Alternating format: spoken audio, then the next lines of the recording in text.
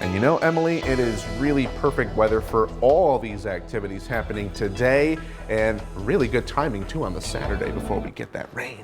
Of course. You spoiled it. You spoiled it for everyone. Well, you can go into that a little bit more detailed, but we'll leave that to you. Well, right now, looking at our radar and satellite, we do see those clouds overhead. In fact, they're going to linger around as we go through most of our morning and parts of our afternoon. We've been kept under a nice warm blanket for most of us, but looking at our threat tracker, we are going to stay nice and low for today, but our temperatures, on the other hand, are not. In fact, we could be a little bit warmer than what we saw for our Friday. Warm, we are dry, but I've upped it up a little bit because we are going to be looking at some rather gusty winds. In fact, we're already seeing some wind gusts up to 20 miles per hour right now. Well, then for Saturday, late this evening and into our Sunday morning, we are going to be looking at some showers, and then we'll be noticing some late storms develop into later half of the afternoon. That will then linger into our Monday morning. So let's look at our temperatures right now because it does feel beautiful out there. Most of us now into the upper 60s. Mount Vernon coming in at 68. Marion, let's go right down I-57 at 67. Cape Girardeau now at 66, along with Sykeston. A little warmer there for Poplar Bluff, coming in at 68. Now today is not as humid as what we saw for our Friday morning.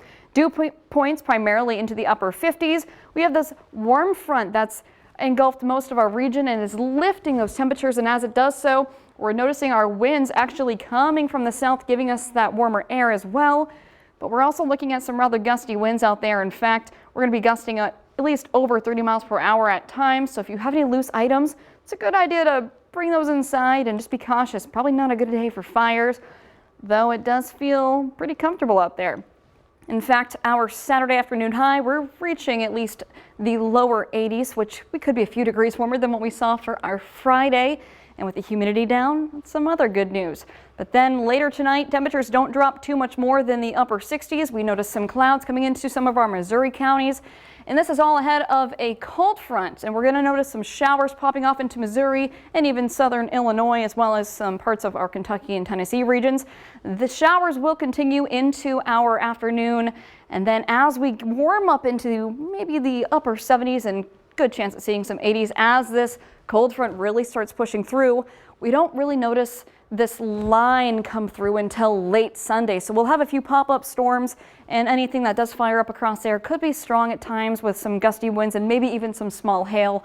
But the true line that we're worried about is going to be into late Sunday into early Monday. Cold front moves through, temperatures dip into the upper 50s, and at the back end of that cold front, we should be done with our rain by at least the early afternoon on Monday.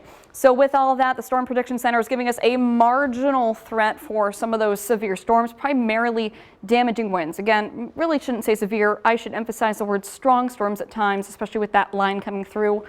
But we're not really looking at too much rain to fall with this system either, maybe an inch and over an inch in a few places, but overall, it's going to be a gusty one. And you can track this storm with us by downloading the Storm Track 3 app on Google Play or the Apple App Store.